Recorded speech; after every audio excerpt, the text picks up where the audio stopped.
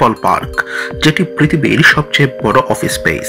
এই অ্যাপল পার্কের স্বপ্নদ্রষ্টা ছিলেন স্টিভ জবস, যিনি ছিলেন অ্যাপলের সহপ্রতিষ্ঠাতা। তিনি চেয়েছিলেন এমন একটি অফিস তৈরি করতে যাতে সেটিকে আসলে অফিস বলে মনে না হয়, সেটি যেন হয়ে ওঠে প্রকৃতি, স্থাপত্য এবং প্রযুক্তির এক অসাধারণ মেলবন্ধন। দূর থেকে দেখলে এই ক্যাম্পাসটিকে আপনার বিজ্ঞান কল্পকাহিনীর ভিনগ্রহবাসীর নবযান মনে হতেই পারে। এটি ফ্লাইং সসারের মতো আকৃতির কারণে এর আরেক নাম হয়ে যায় স্পেসশিপ বা মহাকাশযান। নতুন এই এলাকাটি অবস্থিত ক্যালিফোর্নিয়ার কুপারটিনোতে। প্রায় 175 একর জায়গা জুড়ে অবস্থান করছে এই ক্যাম্পাসটি।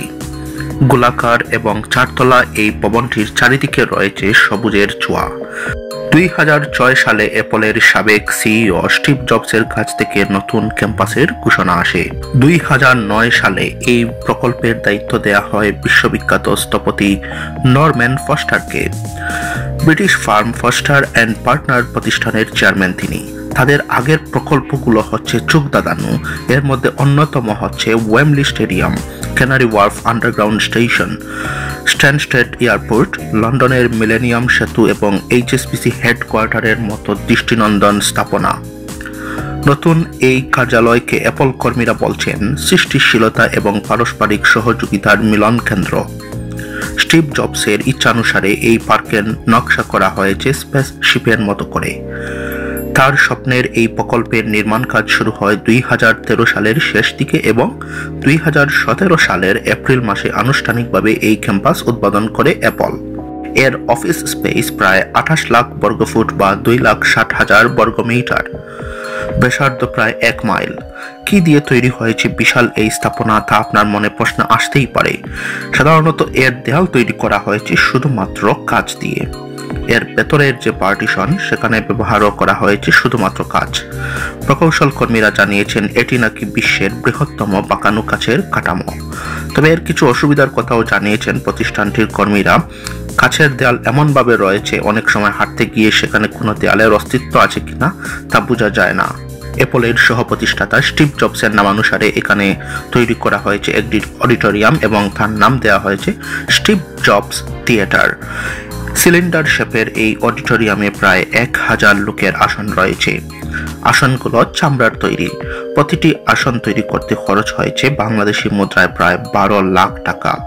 থিয়েটারটি অবস্থান করছে মাটির নিচে, আর সেখানে প্রবেশ করতে হলে যেতে হয় বিশেষ এক ধরনের লিফটের মধ্যে দিয়ে। ভবনটির উপরের লবির ব্যাস প্রায় 165 ফুট। তাছাড়া এখানে রয়েছে 20 ফুট লম্বা কাচের দেয়াল। এই থিয়েটারেই অ্যাপলের নতুন নতুন প্রোডাক্ট উন্মোচন করা হয়ে থাকে। অ্যাপলের এই নতুন ক্যাম্পাসটি তৈরি করতে খরচ হয়েছে $500 কোটি। কি থাকছে সেই 500 কোটি টাকার ক্যাম্পাসে, চলুন দেখে নেই। এই ভবনে রয়েছে 1 লাখ বর্গফুট এলাকা জুড়ে একটি ফিটনেস সেন্টার, যা একসঙ্গে প্রায় 20,000 লোক ব্যবহার করতে পারে। তবে তা শুধুমাত্র অফিসের লোকদের জন্য। 3 লাখ বর্গফুট বা 28,000 বর্গমিটার জুড়ে রয়েছে গবেষণা এবং বিকাশ কেন্দ্র।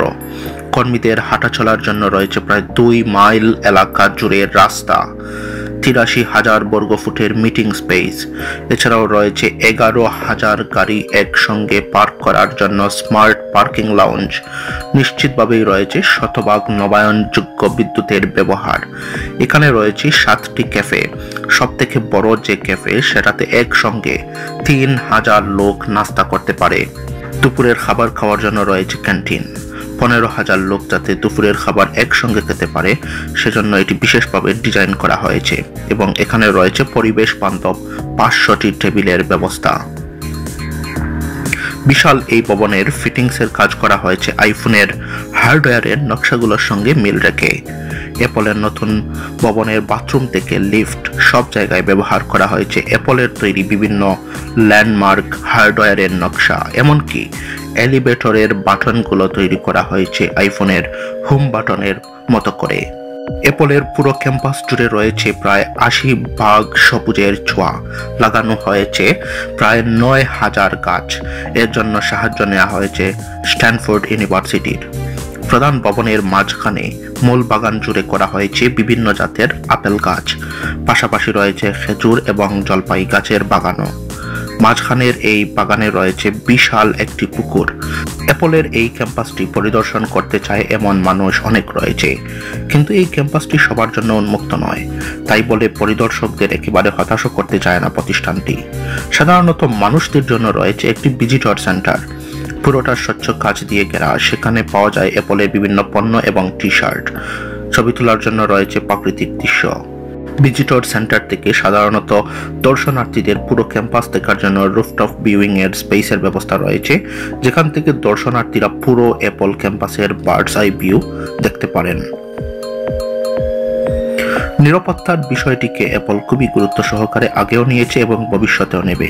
তাই এই ভবনের নিরাপত্তার বিষয়টি খুবই গুরুত্ব সহকারে নেওয়া হবে, সেটাই স্বাভাবিক।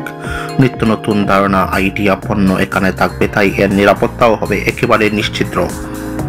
যখন নতুন এই ভবনটি স্থাপনের পরিকল্পনা শুরু হয়, তখনই নিরাপত্তার বিষয়টি মাথায় রাখা হয়েছে সবার আগে, যাতে এখানে কোনো বাইরের মানুষ প্রবেশ করতে না পারে। নতুন পণ্য ও আইডিয়াগুলো যাতে নিরাপদ থাকে।